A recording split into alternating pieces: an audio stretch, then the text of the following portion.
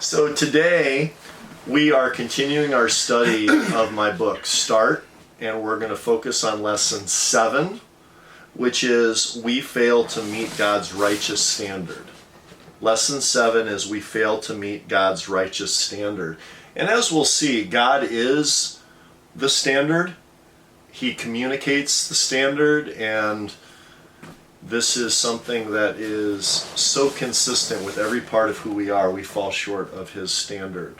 But you know, Van, as I've taught over the years, students in Christian universities, I often ask them this question, that if you were to stand before God and He were to say one word to you, what one word do you think God would say to you? And Van, do you want to take a stab at that? Yeah, I'll take a stab at that. Well, I hope He would say, "Well done," which is 2 words. Why do you hope that? Why do you think He would say that? Or might say that?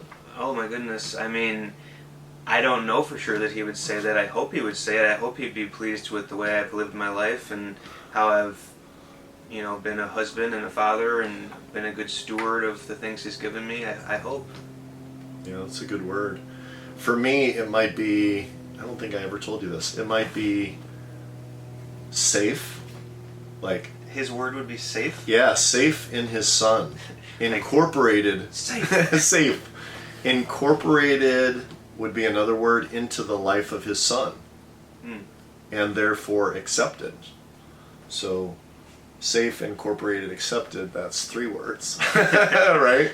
But Van, sadly, one of the things that breaks my heart is that I interact with people, and 90% of the people, it seems like I talk to, have an overwhelmingly positive view in their minds of what God would say to them. And it doesn't matter if they've repented or not, trusted in Jesus or not, but they just think that somehow everything is going to turn up rosy. And as I've taught the students, I know for certain that 90% of them are not Christian. So I've heard things like oftentimes that God might say welcome or loved, like you're loved, and that's true. I even heard one student say that God would say, thank you. Right?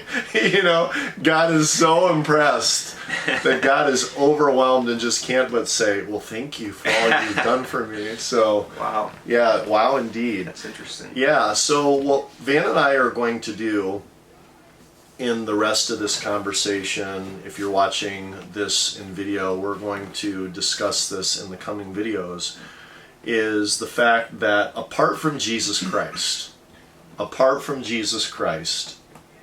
that word might very well be, if there was one word, unrighteous. Unrighteous. Apart from Jesus Christ. You okay there? I don't want you to fall down. Yeah, exactly. It was a good thing the chair was there to catch your fall.